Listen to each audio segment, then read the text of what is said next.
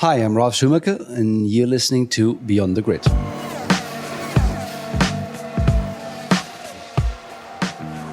Hi all, and welcome to Beyond the Grid, presented by the new Bose noise-cancelling headphones 700. My name's Tom Clarkson, and I'm joined this week by a driver who on his day was a match for anyone. He drove for Jordan, Williams and Toyota in an F1 career that spanned 11 years, and he's also got a very familiar surname. I'm talking, of course, about Ralf Schumacher. Ralf won 6 races during his Grand Prix career, and anyone who saw him drive in his first season in 1997 might tell you that 6 was a poor return for his ability. After all, he finished on the podium in only his 3rd Grand Prix for Jordan. But Ralf found himself in the right teams at the wrong time. And he also raced in an era when brother Michael was enjoying unprecedented success with Ferrari. A few years away from the F1 paddock has mellowed Ralf somewhat, and he's also become a racing dad in recent years because his son David is now in Formula 3. We caught up at the Russian Grand Prix last month, and it was good to see Ralf again. He looked fit and relaxed, and what he had to say was very interesting. I hope you enjoy our conversation.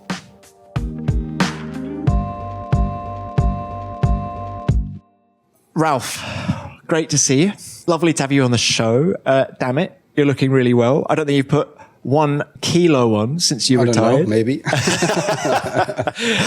Now look, I don't even know what I call you these days. Are you a team principal? Are you a driver manager, racing dad, all of the above? Well, it's a combination, I'd say. I mean, obviously, since I have the karting team, the Formula 4 and the Formula Regional, this new class, which is in between the Formula 3 International and the old one. Yes, I'm a team principal and enjoying working with young talents and their parents, which sometimes is most of the biggest job, especially in karting and Formula 4. Apart from that, certainly David takes a big part of my life now with supporting him and looking after him, plus some Sky, Germany. I'm really interested that you're doing all of this karting and US racing and things. What was the motivation? Is it you giving something back to the sport? Well, the motivation, honestly, is if my whole life was motorsport and racing, and saying that I stopped Formula 1, and for me it was always clear not being one of those guys being in a paddock, walking around doing nothing.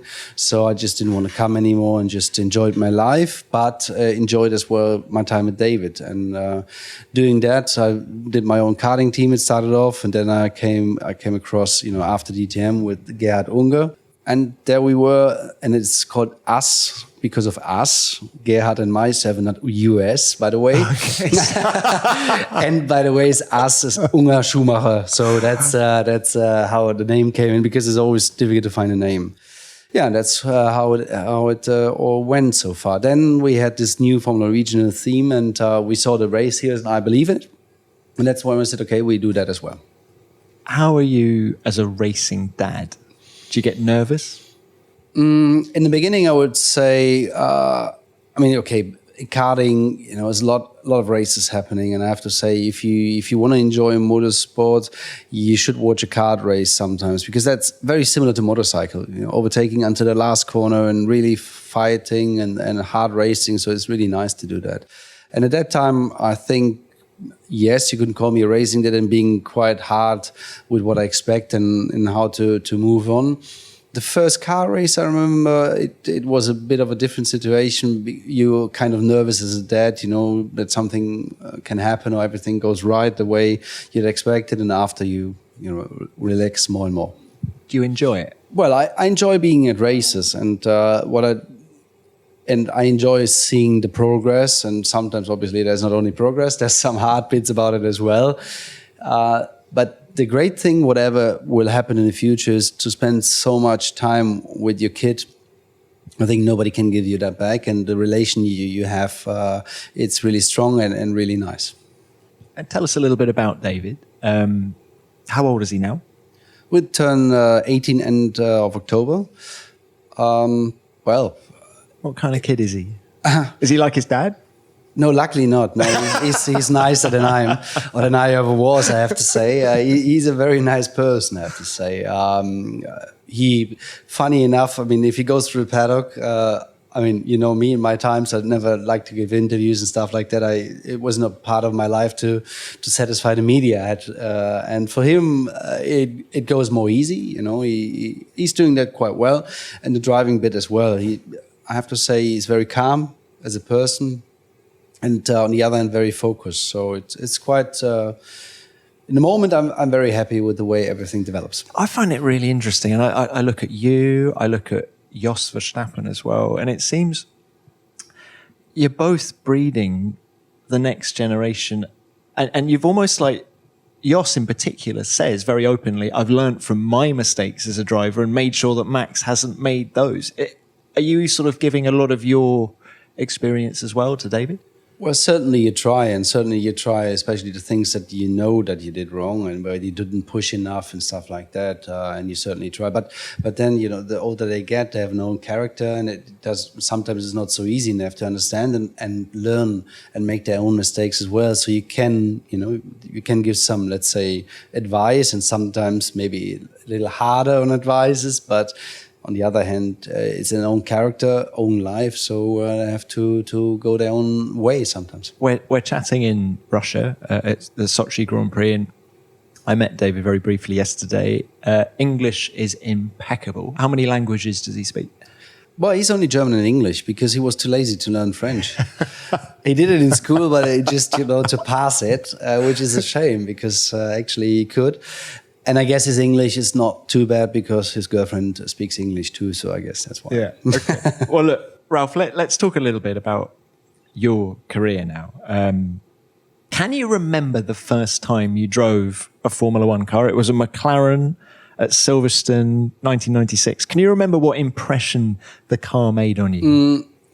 Well, I have to say at that time I was driving Formula Nippon, and it was just great to come into that company, to make this seat, and to Dave Ryan was at that time in charge of this with the other guy. Who was it called? Was it Indy Lal? Yeah.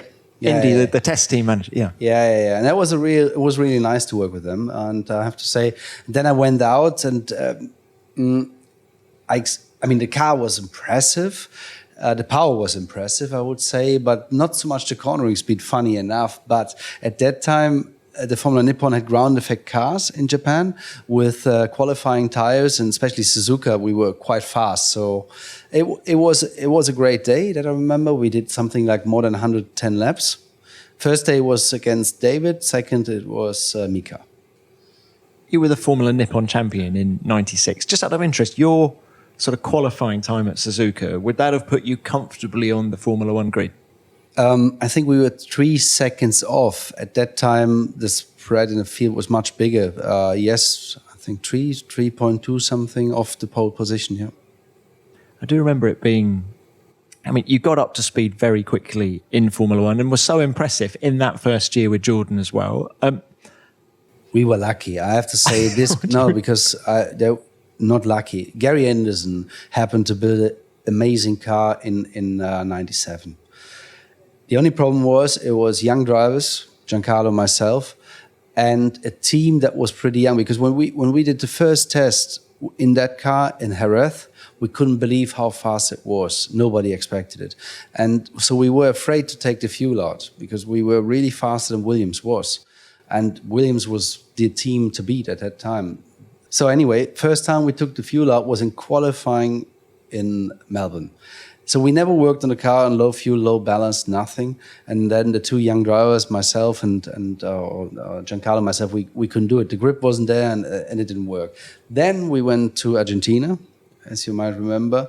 It was then the race after, I think it was the second race at that time, I don't know. And it was completely stupid because we could have won it. I know. And yeah, but it was, if you look at it after, Jordan was strong enough the year after to take a team decision on Damon and myself. And if at that time, Giancarlo was simply slow at that race at that moment, could have changed after, but it was so stupid because we would have won easily by 10, because I finished second, I think with the crash and extra pit stop, 19, 20 seconds behind Jacques in that car, and it would have won easily the race, which was a shame. But Ralf, for people who can't remember, so you and Fizzy collided in that race. Yes, yeah, we did. What did DJ say to you afterwards? No, that nobody said anything. I mean, obviously there was a bit, but at the end of the day, it was a clear. a mistake by the team not to handle the situation properly. Because, if you have, what do you expect from two 20-year-old drivers? They want to win. And the biggest shame about it was, then obviously after team started to develop and Jordan was too small, so we did not use the best out of that car. God, even now, I'm sensing a bit of frustration looking back at that race. Yeah, sure. I mean, it took me ages after to win a race, and there was a possibility. And Jordan, and it always proved to be a great team, even after Eddie. I have to say, it was always a very small, compact group of people that, with smaller budget, achieved always a good result. And it's a shame for the team, I have to say. And in hindsight, if you look at Eddie, he can't. I mean, he's a great guy. He can always laugh. Although I have more than 3 million reasons to be angry about something that happened afterwards, but no, I can't with him. But he had this talent to find young, motivated people, put them in the right positions, and make them work. Certainly did that. What about the relationship with Fisichella in that first season? There was none really. After that anyway, and I was not the person to have good relationship with my teammates anyway. So just too competitive. Too competitive, and for me, I don't know. I mean, a teammate can never be a friend. So all you expect from him is to work together and to reach the goal with the car, with the team, and after you fight against him. So that's what I expect from a teammate, not more, not less. And I wouldn't spend dinner with a teammate. I never did. Ralf, I find it you're not alone in thinking that. All these drivers I speak to, and I sort of wonder sometimes whether did you enjoy the journey, or was it just so competitive that do you look back and think, well, perhaps Fizzy and I could have got on because we're quite similar, or is it just the nature of the business? It's the nature of the business, I would say, but it's a, how should I say? I mean, the only guy that I spoke to, even in my career after we worked together, I said, okay, it's a shame actually, that was Juan Pablo, because he's quite a cool guy, but obviously in the team he tried to beat me, I tried to beat him, and he tried everything politically, whatever. It was the time, but after all, I have to say he's a good guy, and we could have had more fun together. But at that time you're young, everybody has his manager, and then I really like what Frank does and did and achieved, but Frank is that kind of guy. He likes to have fight in between his drivers, because he thinks by doing that he will get the best out of the drivers. And this is a very old mentality, an old way of working, and he just basically, he was not helping the situation. Frank Williams. Yes. We'll get back to Ralf in just a minute after this short message. If one thing is constant in this fast-paced world, it's change. And if you're anything like me, then all too often you might find yourself jumping from screen to screen, getting lost in your phone, checking messages, schedules and to-do lists, and missing out on the action all around us.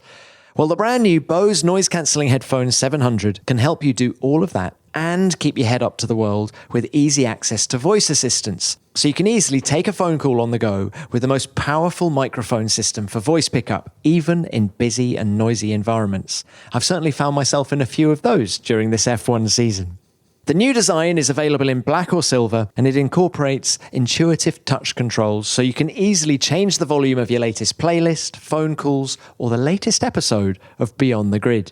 In fact, Bose's world-renowned and adaptable noise-cancelling technology could allow you to immerse yourself in multiple episodes of Beyond the Grid across 20 hours of battery life. And it doesn't stop there. Oh no!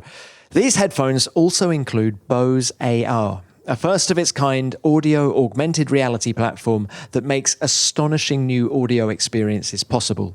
So make sure your head's up, hands-free, and your ears amazed with the brand new Bose noise-cancelling headphones 700. But for now, let's get our heads back into the chat with Ralf.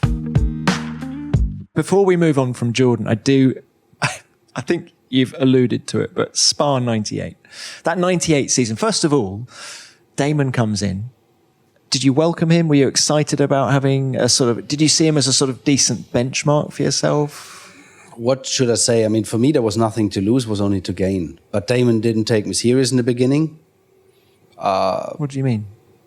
Well, I mean, he was coming from Williams, and he thought, okay, there's somebody easy to handle and to beat, and it didn't work out for him at the end. But doesn't matter. He got a lot of support from the team, obviously, coming from Williams, and he deserved at the time.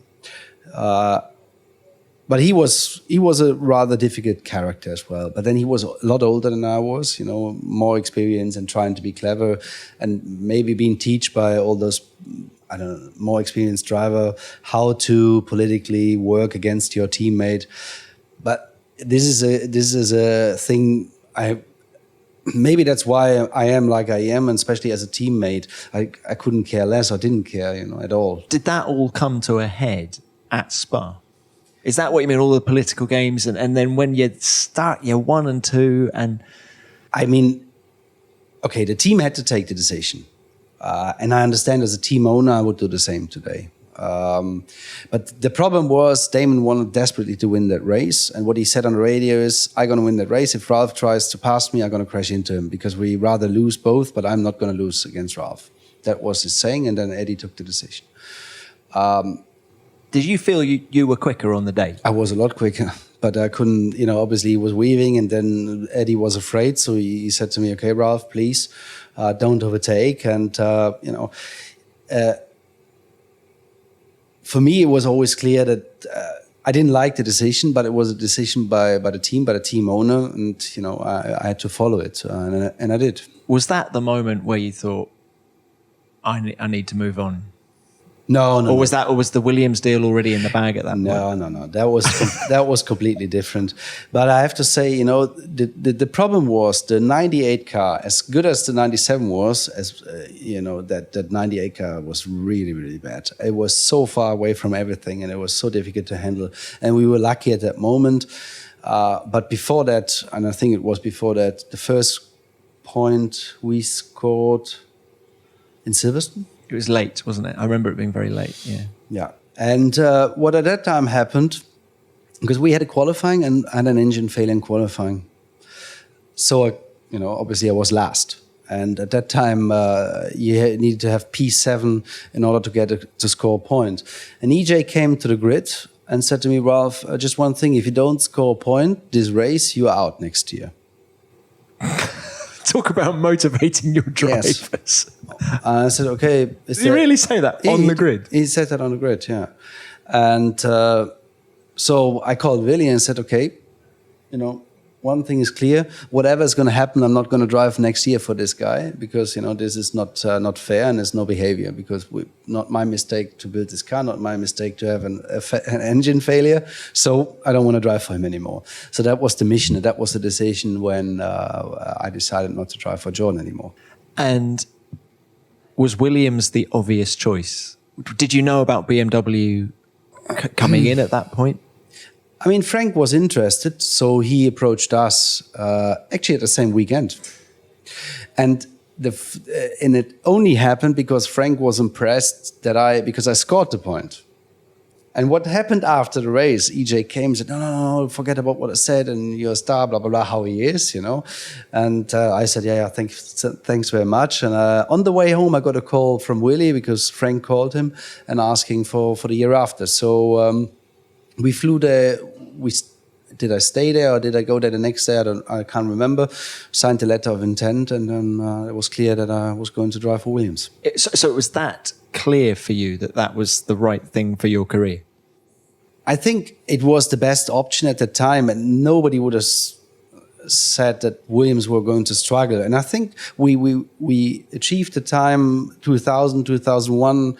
I mean, we had some successful years. The only problem was the working relationship between England and Germany didn't work out, and at the end, and I think that was the major problem. Otherwise, we could have won world championships again in that team. Why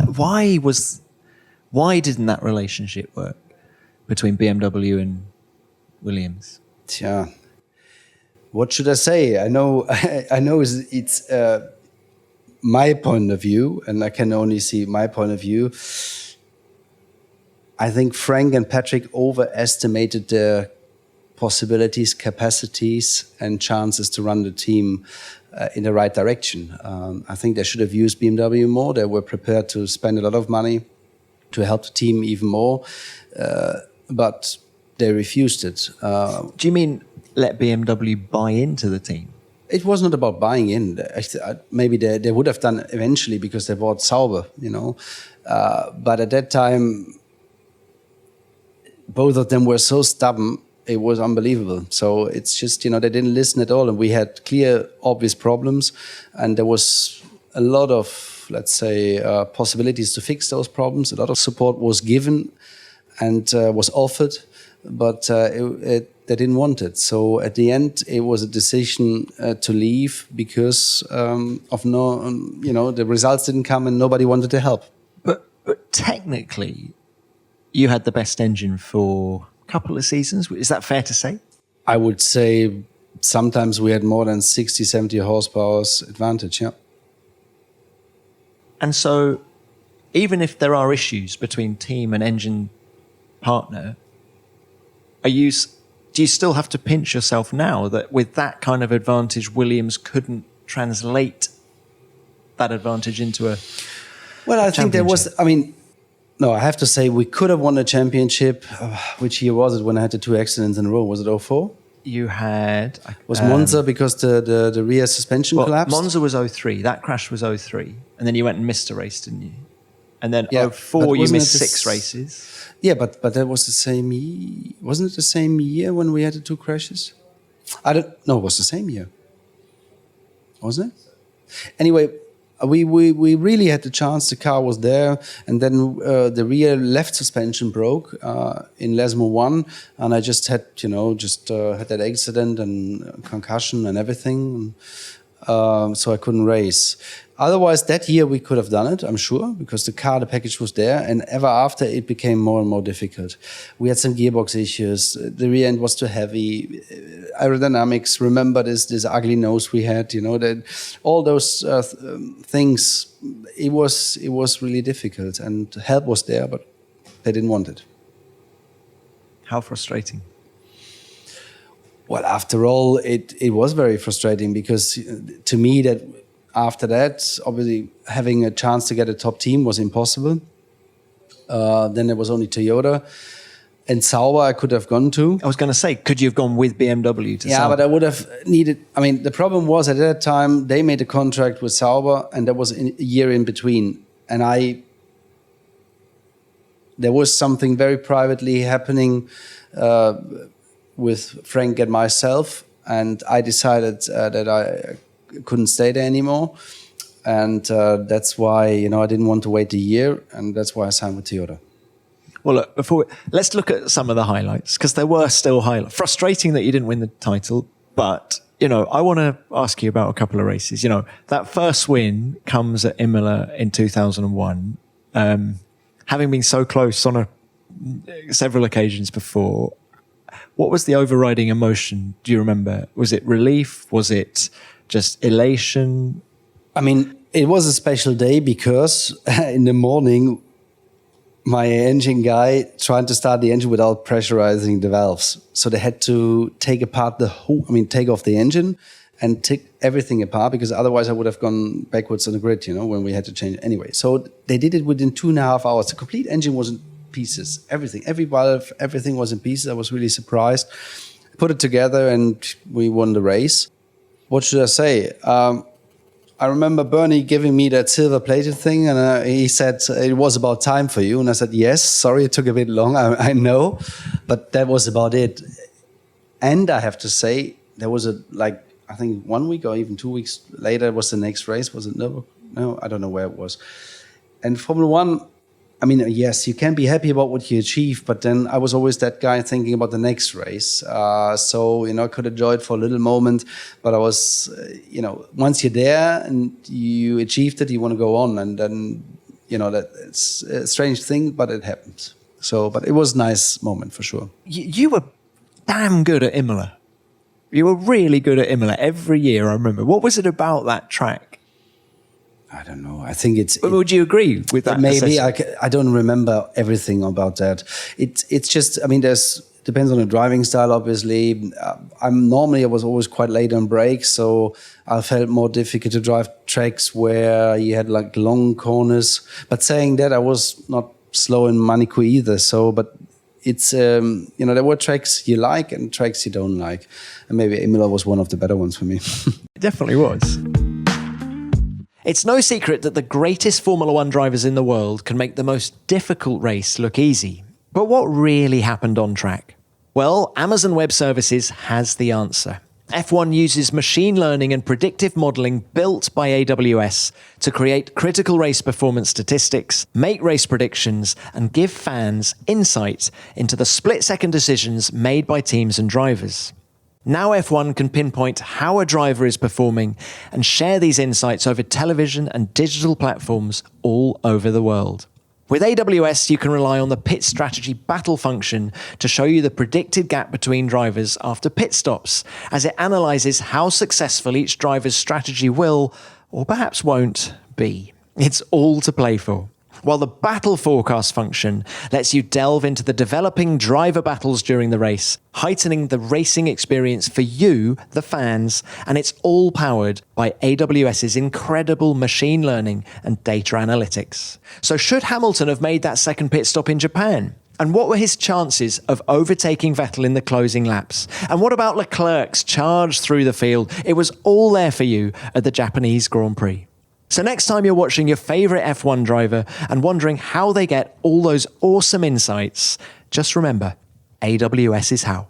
Find out more at aws.com/F1 Insights. That's aws.com/F1 Insights. Now let's get back to the interview. You touched on JPM, Juan Pablo Montoya. From the outside, I always felt there was a bit of friction between you two. But you're saying, was that incorrect? No, it was, but only in the year or in the time where we worked together, it was. But I think it's himself, he was as well. He was a bit surprised by the speed I had, I guess. Because when he came, everybody rated him as the next world champion, I know. And okay, I think at the end of the day, we were at a similar level. But because I read an interview, he made some comments about me at that time, and so he tried to do everything internally to make me nervous. Or he was a kind of political guy, but I understand, he wanted to go on. So because I think there was the perception in the paddock that he was a Williams guy, you were a BM guy. Is that That's right? Fair? And sort of because of all the issues between those two parties that we've already talked about, there was, as a result... Because of the obvious issue. Because I wanted to become world champion. I saw the chance in that Williams had. And I saw the problems on the Williams side, as much as sometimes there were some problems on the BMW side. But at least they were open about it. Williams never had a problem. And they had a lot of problems, But Frank didn't want to talk about it. and did you see it as your job as the driver to get involved in non-driving matters? It became my job because it was so difficult between the two parties to have a proper conversation and to just get on with the job. Sometimes it was really difficult, I have to say. And you could do it Juan Pablo way, don't give a shit, just drive. But my plan was different and long term, but it didn't work out at the end. So let's talk teammates then, but we'll come on to Toyota. So your teammates, Fisichella, Damon Hill, Alex Zanardi, we haven't mentioned, but Jenson Button, that first year at Williams, Montoya, Trulli. Who was the fastest of that lot? This is a difficult... I would say Juan Pablo was clearly the fastest. Over one lap, over the race? No, in general, because Juan Pablo was good at qualifying, mentally very strong.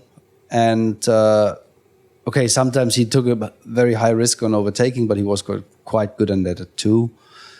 As a package, I think he was the best teammate to work with. And maybe, but I think we even did at a test. If I choose a teammate to go out for dinner, then Jenson would be the better one. Yeah. Jenson. Well, what about Jenson as a driver too? Because he comes in 2000. It's his first year. He's 20 years old. He was fast, but he was young at that time. He just started, and if you start a team, you need about 3 to 6 months. Half of this season to be in it and to get the best out of it. For sure, he was strong too, but he was quite young. He was that. What about the year before that? Alex Zanardi, he won everything. Well, of course, he had a Formula One career with Lotus and things. Then he goes to America and dominates there. Were you surprised that it didn't come together for him? He couldn't handle the car. For him, it was the braking situation was a problem because he was used to steel brakes. And the car was always on the nervous side. And beside the fact that the car was really terrible. What, the 99 Williams? Well, the only good thing about it was the design. And then we had this engine, and it was just a difficult year. But it was clear when I joined the team, it was clear. And even at that time, we were still full steel suspension and everything. It was, a special car. And Alex was an easy teammate, but he was a bit too far away, and that didn't help the development. And the other problem was he always wanted different things than I wanted. But luckily, because he was so much slower sometimes that, the team just followed the other route, luckily. All right, so it comes to an end at Williams. You go to Toyota. How hopeful were you going there? The motivation was there. It was, money was never a question there. I just remember when I signed it, I went out of the door with Willie, and in front of the door, because Willie wasn't sure. And I said, well, what should we do? And I said, I'm aware of the fact it works, then we continue. If it doesn't work, that's the last 3 years of Formula One. You knew that going in? Yeah, sure. Going out when I signed. Yeah. Were there any other options on the table at that point? But nothing. That was the best option we had. Right. Yeah. And the biggest potential, because that team with all those budgets, possibilities, and Toyota as a mega manufacturer, you thought, okay, and there would have been a possibility. The only problem is a culture problem, and the way that Toyota got successful, because the way they run the company is to keep rotating positions to make sure quality is there, and everybody at any time can reproduce the same product, and not depending on one or a single or a couple of people. That doesn't work in Formula One, because you need to be continuously strong. You need the right people at the right position for a long time to just go there. And Japanese, they didn't trust the Europeans a bit, and then they were more busy writing reports than trying to work on actual things.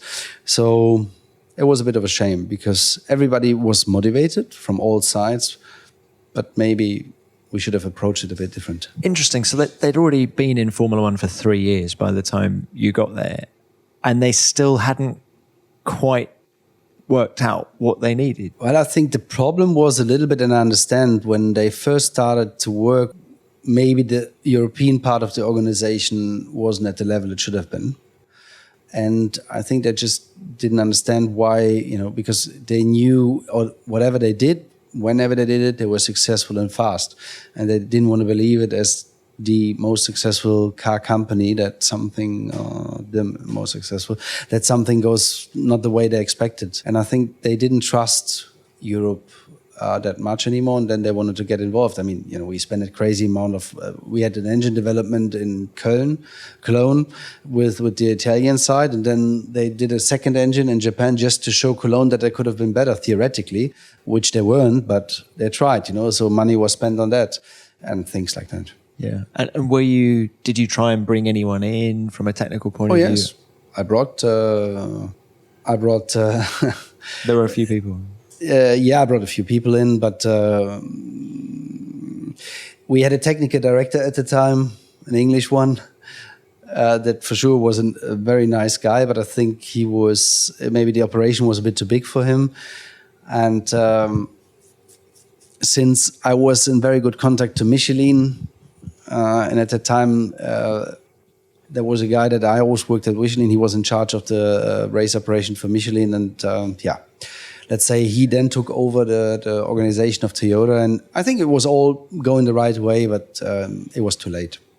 So, do you know what, Ralf, it's really interesting reliving, because of course I was there as a journalist as well, but it's really interesting it seems your F1 career, particularly with Williams and Toyota, it could easily have been different, or particularly with Williams, maybe less so with Toyota, but frustrating. But it didn't work. I mean, at the end of the day, that's why I always say 6 Grand Prix. Some people, I don't think is a big achievement in 11 years or 11 seasons of Formula One, because there was more potential. On the other hand, you see today is the same. If you end up in the right team, you have a possibility. If you don't, that's it. Look at Nico Hülkenberg. He's doing Formula One for how long now? He wasn't even on the podium, and it looks pretty much like it's his last season. And for sure, he had a big potential, but he never got a chance. Mm. What was the happiest time of your career? Where were you happiest? I have to say, I was always quite happy. I just didn't like the situations where life in Formula One is difficult enough. But if you start to make your life difficult internally for nothing, for no reason, then it starts to be frustrating. But then, I did my work and I think I did it quite good. I could have been more pushy sometimes and work harder, that's clear.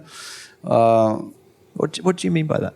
Well, I think that at some stage, if you want to do something, then maybe you have to put a bit more effort and going into even more into details with setups and so on. At that time, we didn't have the possibility like today, but still there was enough.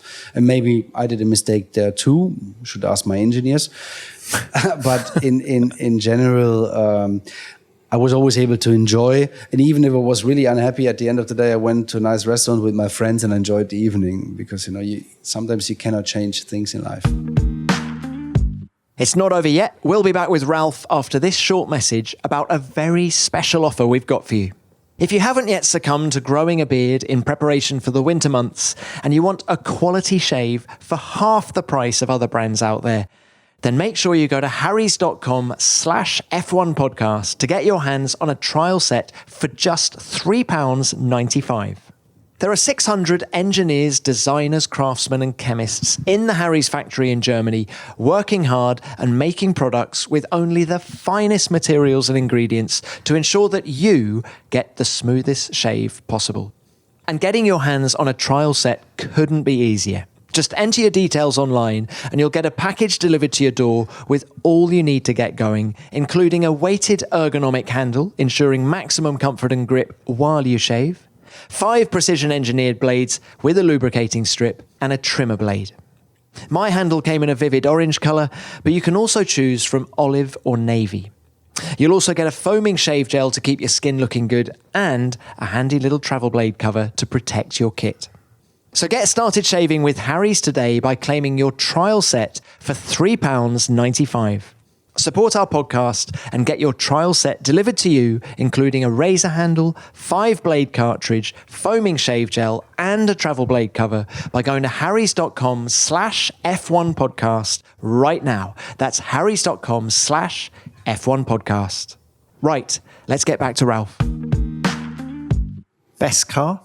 I think it was the time that 2003 and 2004 car. No, 2003 I think was quite good. 4 was a bit difficult, and and I think it was a great moment when the first race in BMW we finished third on the podium. Was a great moment too with this engine at that time. Yeah. Best race? I don't know.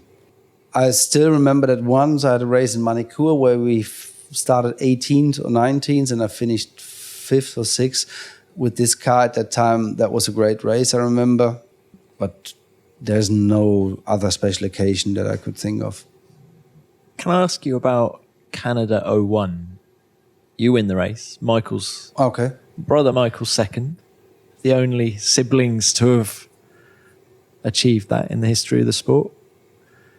For us, I mean, we were pretty strong, and I just, because my son happened to show it to me like not too long ago. That's why I remember. I think I stayed out longer because I couldn't overtake on track. something like that. And I overtook him in the pits. I'm just stuck on this memory of back in the Schumacher household, you and David sitting down watching your old race wins. No, he showed to me. I mean, I don't. Son, sit down. I know. No, he showed to me because it was I don't know why. But one thing I have to say, they all enjoy, all the kids. What they talk about is the sound we had at the time. Sound. Engine sound. And actually, they're right. It's those. I mean, we did more than 20,000 at the end RPM, and okay, it was horrible to work in that environment sometimes. It was noisy, wasn't it? It was noisy. Yeah. What was it like in the car when you're somewhere like Monaco going through the tunnel? Yeah, that's okay because that's not a problem. Even the biggest problem at that time was background noises or frequency for the radio. But apart from that, was no problem. But so you and David, you sat down watching Canada 2001. No, he showed it quickly on the mobile phone to me. I don't know why it was, but that's why I remember I overtook Michael in the pits, but we had a better car at that time and with the lower fuel. But I just couldn't. I remember that's why I saw it. I tried to overtake him a couple of times, but straight line speed, the Ferrari was a little bit better in Montreal. Although we had the much stronger engine, but aerodynamically we had like a garage door a little bit. So driving garage door. So sorry, it's the truth. Efficiency, the car was good, was well balanced, but efficiency was a problem. And we happened to win the one. Can you remember the podium? I mean, no. Just being up there, I was wondering. No, I can't. Sorry. It was. Yeah. Any cheeky comments from the younger brother? No, not at all. I mean, no. We really fought hard against each other in some occasions when it was possible, for whatever reason. But for us, I mean, everything that Michael did, I was so happy for him, and it was really amazing. And every time I was fast or had a good weekend, it was the same for him. That there was never an issue. How intense was that rivalry? Life, when I was that year, when it got closer, sometimes it was a bit more difficult. That's the way it is, because at the end of the day, we were responsible for our team, partner, sponsors, and we clearly divided that. And even at dinner, we never talked about motor racing or never about the car. At the end of the season, sometimes, or in the beginning when I was at Jordan, okay, that was a different story, but cannot remember that we ever talked about details or anything. We were too competitive for that. Well, I find that quite. I mean, as someone I've got a brother, and anyone else listening who's got siblings, it's to live through such an intense period as Formula One with a sibling must be an extraordinary experience. Yeah, but when you asked me in the beginning, the only thing I have to say is that it's really a shame because it goes so fast and week by week, and we had test race, that you miss out sometimes to enjoy or to remember things. That's why I cannot remember things. It's in 11 years. It's a blur. In 11 years' time, you travel around the globe so fast, and week by week. I was at home like, I think 1 year was, because my ex-wife counted it, 62 days or 63 days, something like that. Okay, being a race driver, it's in compared to a mechanic or working in a team, you have a nice life. But still, just to explain the situation, you come from Malaysia, you sit after race, 11 o'clock flight, I think it was, 11:30 back to Europe. Yeah. 5 o'clock in Frankfurt, quickly home. Monday afternoon, Jerez. Tuesday, Wednesday, Thursday testing, if not Friday. And if we didn't do more than 100 laps, Frank called us already. Why didn't we do 100 laps at least? So it's true. Ralf, these guys have it so easy now. Yeah.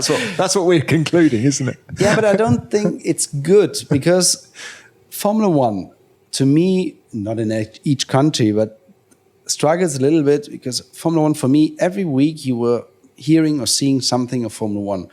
Especially if I consider just Germany, England, I know every news, even at the test, teams were there and promoting media teams were there to promote Formula One. And we missed that a bit, in my opinion. Okay, we have more races, understand, but that's what Formula One misses to me. Did you enjoy testing? No. Clear no. I mean, when the car was new, it was fine. But just when you do the second race simulation at that first test day or whatever, and test the same thing every day, it can be quite tough sometimes. And especially when you're tired, you just did an overseas race, you come back with jet lag and everything. But I have to say, when I had my accident in the States and I was like 3 months off, and it was the first test in Silverstone, it was really most impressive to be back in the car. That remembered me of how nice it is to drive a Formula One car, or reminded me. Because, with all the years driving, you sometimes forget the pleasure a bit. But there it was really amazing to be back in that car. Of course, that accident you're talking about was the one that we ended up with just 6 cars on the grid, didn't we, in Indianapolis? That's what you're referring to? Nope, that was the year before. Hang on. So I was talking about the US Grand Prix in 2005. Yeah, but I hit the wall twice. Once in a Williams, once in a Toyota. You did. The Toyota was the one that ended up with... That was soft. That was fine, yeah. But that was because it was a right angle and it was lucky. And I slided alongside. The bigger problem was when there was an accident at the start and there was some debris on the track, and I think we cutted the tire and I got a puncture, an exploded tire in the banking, and I spun rearwards into the wall. That was the one I'm talking about. So I had to stop for 3 months. Was it the back? Yeah, vertebra and some other things, but yeah. So 2 were broken. And do you have any lasting effects now, or are you physically 100%? No, it's all fine. No, luckily, physically good. Your physics is okay. Yeah. Yeah. Okay.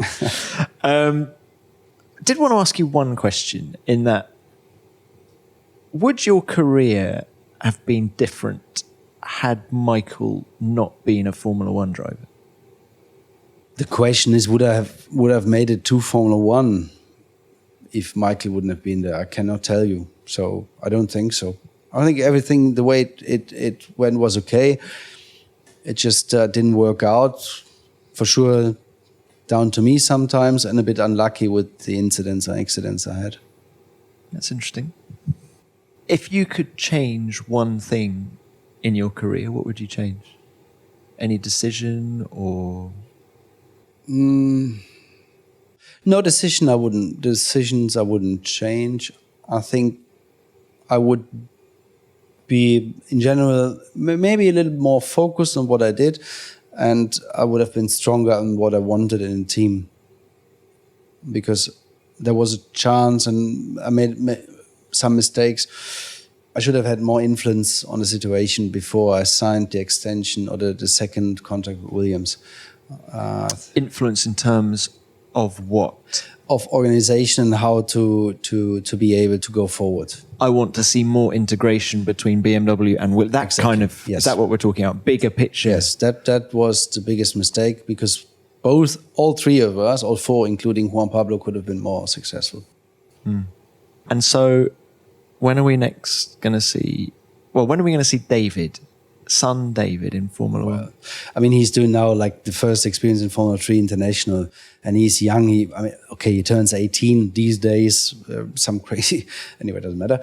Don't want to get into that, but depending on how he does now, and maybe we do Macau as well, we decide what we do next year. I think he's a calm person. He has some potential, but it's very early to say. And I think, from what I learned in my life, when I was in Formula 3, my target was to be strong in Formula 3. I didn't think about the next step, and that's the way we keep doing it. And that's with him as well, you're trying? Yes. I've got to ask this question. Is he faster than his dad? I hope so. Because that makes sense, after only 6 races in Formula 1 and nothing else, it makes sense if he's better than I am. Oh, Ralf, it's been wonderful to chat. So, I mean, what do you think, 3 years' time? About what? David. I don't know where he's in 3 years' time. First of all, he has to be good in Formula 3. And if he's good enough, maybe people see him and want him for the Formula 2.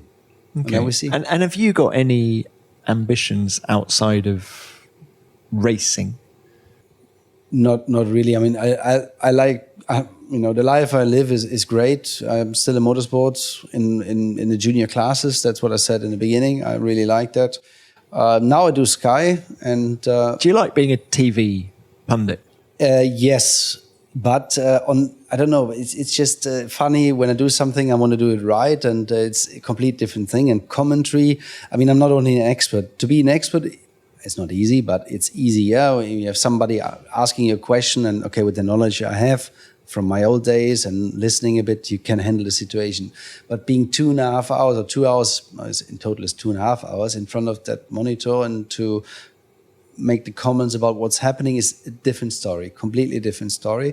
And I was afraid of doing that. And in the beginning, it was quite hard. It's now getting better and better, but I'm not happy with it yet. And to work on that is a target. And that's why I like it too. You know, it's really, it's a challenge for me. When the light goes red and you're on camera, do you feel relaxed? Do you get a buzz out of it? No, I feel relaxed. That's not a problem. The only thing I'm not happy with is, or not good in yet, is interviewing other drivers, because it's a position I don't know, I don't like yet. So I don't feel comfortable and that I can see myself. I only did 2 yet, once with Toto and once with Charles. Charles Leclerc? Yesterday. Go on, how was it? How do you find Charles Leclerc? I think German is probably the only language he can't speak. No, he knows what he wants, and you can clearly tell. And I think he will be the future star in Ferrari, and maybe after as well. And he's doing a really good job. He's a calm, towards the outside, a calm kid, but I think very, very focused. Let's call it that way on what he wants. And a small taste we got on the radio in Singapore, I would say, of that. But he's clever enough, even in the interview, to apologize for it. And he said, I need to change the style on that. So I think we're going to enjoy him a lot in Formula One. And especially, I'd be surprised what's happening when he will have his World Championship, his first one, or when he will be longer in Formula One, more mature. And it's going to be interesting. Why do you find it difficult interviewing drivers? I don't know. Because you know how they think. Surely the one... No, it's just uncomfortable to ask the questions, you know, and it's just an uncomfortable situation for me. It's not difficult. I have to get into it more, you know, more open, and not only listening to the questions, get in there, but it's something, or to the answers, I mean, it's something that I have to get used to. That's it. And I guess Kimi's the only guy still going from your era. He's 4 years younger than I am, I think, yeah. Mm-hmm. He is 4 years. Yeah. He might still be doing it when he's 44. Yeah, but I have to say he's doing a good job still, you know, and why not? Chapeau.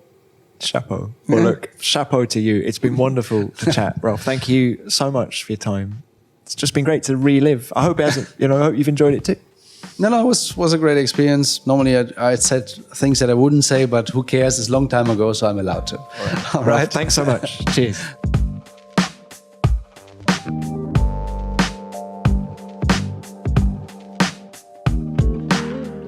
There were lots of little gems in there that I enjoyed, although I don't think Williams and BMW will necessarily enjoy his assessment of their partnership.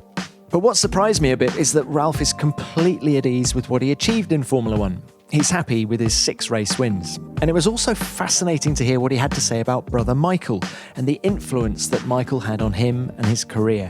And I'd like to take this moment, on behalf of F1 fans all over the world, to say keep fighting, Michael.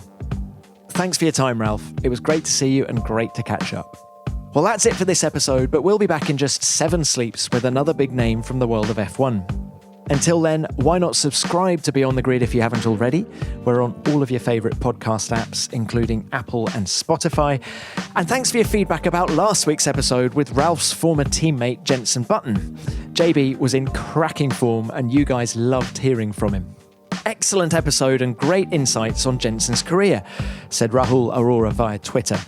Nice to hear Jenson mention Lewis, Alonso and Schumacher. He's truly one of the best sportsmen F1 has seen. Couldn't agree more, Rahul. Not only was JB a great driver, he's now a great ambassador for the sport as well, and he talks with so much passion about F1. As ever, please keep your feedback coming. We love it. And remember to use the hashtag #FoneBeyondTheGrid, and you can tweet me at TomClarksonF1. Beyond the Grid is produced by F1 in association with Audio Boom. Until next time, keep it flat out.